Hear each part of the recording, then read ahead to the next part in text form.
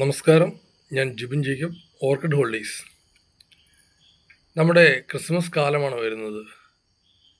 നിലവിൽ യാത്രാ സൗകര്യങ്ങൾ അധികമാണെങ്കിൽ പോലും ശബരിമല സീസൺ ആയതിനാൽ നമ്മുടെ വാഹനങ്ങൾ യാത്രയ്ക്ക് ആവശ്യത്തിന് പോലും തികയാത്ത അവസ്ഥയാണ് ഇപ്പോൾ ഉള്ളത്. നിലവിൽ ട്രെയിനുകൾ എല്ലാം ഫുള്ളാണ്, അതുപോലെ ബസ്സിലെ ടിക്കറ്റുകളും ഫുള്ളാണ്. അഡീഷണൽ ബസ്സുകൾ ഏർപ്പെടുത്തിയിട്ടുണ്ടെങ്കിലും അതും യാത്രക്കാർ നിറഞ്ഞു ഓടുകയാണ് ഇപ്പോൾ. ഇനി നമ്മുടെ ക്രിസ്മസ് കാലവും കൂടി വരുമ്പോൾ ആളുകൾക്ക് വീട്ടിൽ പോകാൻ ഭയങ്കര അധികം ബുദ്ധിമുട്ട് നേരിടുന്ന ഒരവസ്ഥയാണ്. അതുകൊണ്ട് നിലവിലുള്ള ടിക്കറ്റുകൾ ഓൾമോസ്റ്റ് ഫില്ലായി കഴിഞ്ഞു. ഏതാനും ചില സീറ്റുകൾ മാത്രം ബാക്കിയുണ്ട്. യാത്രയ്ക്ക് ഒരുങ്ങുന്നവർ എത്രയും വേഗം തന്നെ അത് കരസ്ഥമാക്കുക. സ്പെഷ്യൽ ട്രെയിനുകളോ അല്ലെങ്കിൽ സ്പെഷ്യൽ ബസ്സുകളോ വരുമെന്ന പ്രതീക്ഷയിൽ ആരും യാത്ര ടിക്കറ്റുകൾ മുൻകൂട്ടി എടുക്കാതിരിക്കരുത്. കാരണം വരുന്ന ബസ് സ്പെഷ്യൽ ടിക്കറ്റുകൾ എങ്ങനെയാണെന്നോ എന്താണെന്നോ ഒന്നും നമുക്ക് പറയാൻ പറ്റില്ല. കാരണം ശബരിമല സീസൺ മാത്രം തിരക്കാണ് ഇപ്പോൾ അനുഭവപ്പെട്ടുകൊണ്ടിരിക്കുന്നത്. അതുകൊണ്ട് ആളുകൾ നിങ്ങളുടെ യാത്ര മുൻകൂട്ടി പ്ലാൻ ചെയ്യുക.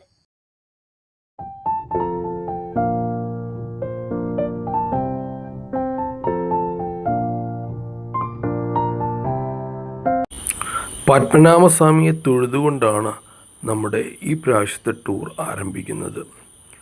രാവിലെ എല്ലാ ആളുകളും നേരത്തെ തന്നെ പത്മനാഭസ്വാമി ക്ഷേത്രത്തിൽ എത്തിച്ചേർന്നു. 6 മണിക്ക് അവിടെ നിന്ന് കുളിയെല്ലാം കഴിഞ്ഞതിന് ശേഷം ആളുകളെല്ലാവരും തൊഴുവാനായിട്ട് എത്തിച്ചേർന്നു. പത്മനാഭസ്വാമി ക്ഷേത്രത്തിനായി പോരുന്ന ആളുകൾ നടയുടെ 4 വശങ്ങൾ, അതായത് കിഴക്കേ നട, പടിഞ്ഞാറേ നട, തെക്കേ നട, വടക്കേ നട, ഇങ്ങനെ 4 ഭാഗങ്ങളിലൂടെയാണ് നമ്മൾ ക്ഷേത്രത്തിനകത്ത് പ്രവേശിക്കുന്നത്. ക്ഷേത്ര ദർശനത്തിന് വരുന്ന സ്ത്രീകൾ സാരിയോ സെറ്റ് സാരിയോ ഉപയോഗിക്കുന്നു. ആണുങ്ങൾ വെള്ള മുണ്ടും ഒരു മേൽമുണ്ടും ധരിക്കുന്നു.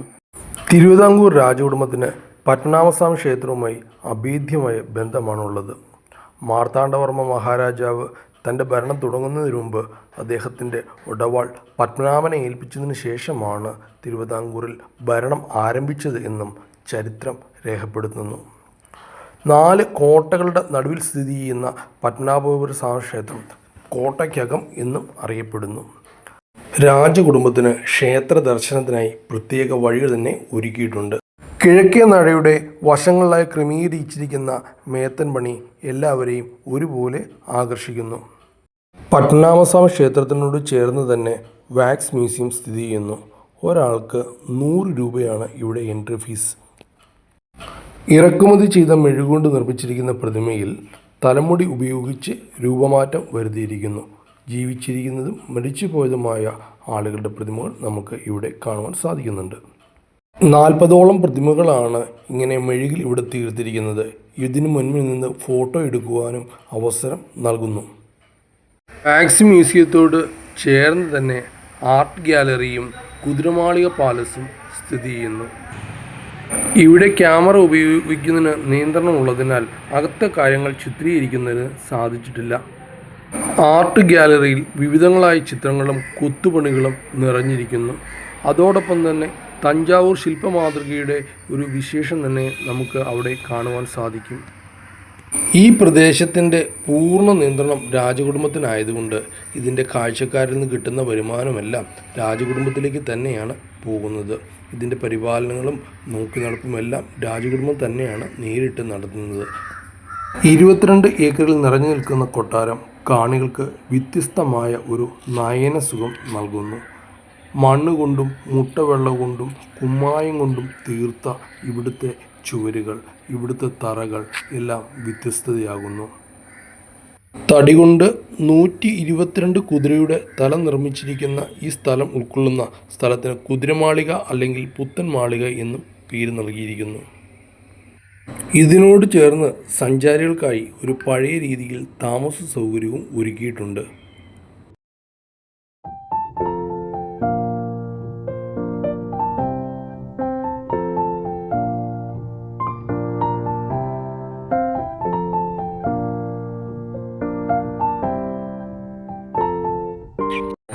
അവിടെ നിന്നും ഞങ്ങൾ പോയത് 55 ഏക്കർ സ്ഥലത്ത് വിസ്തരിച്ച് കിടക്കുന്ന മ്യൂസിയം ക്യാമ്പസ് കാണുവാനാണ്.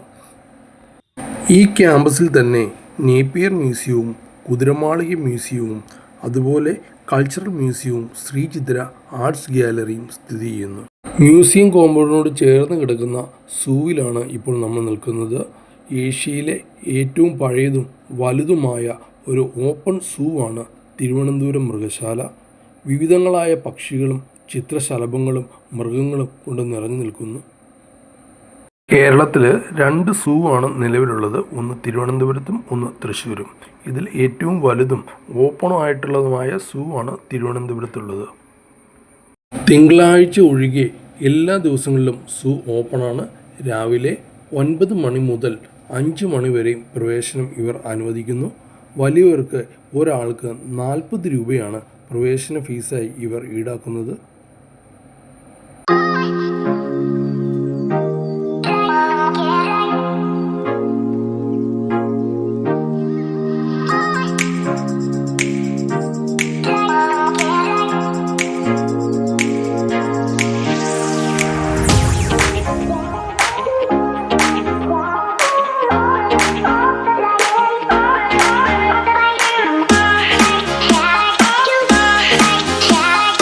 അവിടെ നിന്നും ഞങ്ങൾ പോയത് തിരുവനന്തപുരത്തെ ഏറ്റവും പുരാതനമായ ആഴിമല ക്ഷേത്രം കാണുന്നതിന് വേണ്ടിയാണ്. ആഴി എന്നാൽ കടൽ. കടലിനോട് ചേർന്ന് കിടക്കുന്ന കുന്നിൽ സ്ഥിതി ചെയ്യുന്നതിനാൽ ഈ സ്ഥലം ആഴിമല ക്ഷേത്രം എന്ന് അറിയപ്പെടുന്നു. കേരളത്തിലെ ഏറ്റവും വലിയ ശിവപ്രതിമ സ്ഥിതി ചെയ്യുന്നത് ആഴിമല ശിവക്ഷേത്രത്തിലാണ്. 2014 ദേവദത്ത് എന്ന് പേരുള്ള 23 വയസ്സ് മാത്രം പ്രായമുള്ള ശില്പി കോൺക്രീറ്റിൽ തീർത്ത ഒരു പ്രതിമയാണ് ഇവിടെ സ്ഥിതി ചെയ്യുന്ന ശിവപ്രതിമ. ഈ ശിവപ്രതിമയിൽ 9 നാട്യഭാവങ്ങൾ ഒരേ സമയം ദർശിക്കുവാൻ സാധിക്കും എന്നതാണ് ഇതിൻ്റെ പ്രത്യേകത.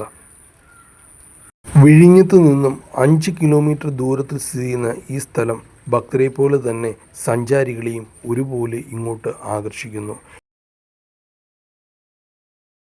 8 സന്ദർശന ബീച്ചുകളാൽ അനുഗ്രഹീതമായ പ്രദേശമാണ് തിരുവനന്തപുരം. എന്നാൽ തിരുവനന്തപുരം നഗരത്തിൽ നിന്നും 14 കിലോമീറ്റർ അകലെ കിടക്കുന്ന കോവളം ബീച്ച് അതിമനോഹരമായ ഒരു ബീച്ചാണ്. ഈ ബീച്ചിനോട് ചേർന്ന് തന്നെ ഹൗവ ബീച്ചും ലൈറ്റ് ഹൗസും സ്ഥിതി ചെയ്യുന്നു. കോവൽക്കുളം എന്ന പേരുള്ള ഈ പ്രദേശം പറഞ്ഞ് കോവളം എന്ന പേര് സ്വീകരിക്കപ്പെട്ടു. തിരുവനന്തപുരത്തിൻ്റെ സന്ദർശകരിൽ ആരും തന്നെ കോവളം ബീച്ച് സന്ദർശിക്കാതെ വീട്ടിൽ പോകുന്ന ചരിത്രമില്ല. കാരണം അത്ര മനോഹരമാണ് ഈ പ്രദേശം. ഈ പ്രദേശത്തെ ആക്ടിവിറ്റീസും പാറയിടുക്കുകളുടെ ഇടയിലുള്ള ഈ കടൽ പ്രദേശവും എല്ലാവരെയും ഒരുപോലെ ആകർഷിക്കുന്നു. മികച്ച ബീച്ചുകളിലൊന്നായ ഈ കോവളം ബീച്ച് മുതിർന്നവരെയും കുട്ടികളെയും എല്ലാവരെയും ഒരുപോലെ ആകർഷിക്കുന്നു. കടൽക്കാറ്റ് ഏൽക്കുന്നതിനും വിവിധ തരം കളികളിൽ ഏർപ്പെടുന്നതിനും നല്ല ഒരു അന്തരീക്ഷമാണ് ഈ കടൽക്കരയിലുള്ളത്. എന്തായാലും ഞങ്ങൾ ഈ ടൂർ ഇവിടെ അവസാനിക്കുന്നു. സൂര്യാസ്തമയവും കണ്ട് ഞങ്ങൾ ഇവിടുന്ന് വിട വാങ്ങുന്നു. കൂടുതൽ വിശേഷങ്ങളുമായി അടുത്തൊരു ഗ്രൂപ്പുമായി ഞങ്ങൾ എത്തുന്നതായിരിക്കും. അതുവരെയും വിട വാങ്ങുന്നു. നന്ദി. ജിബിൻ.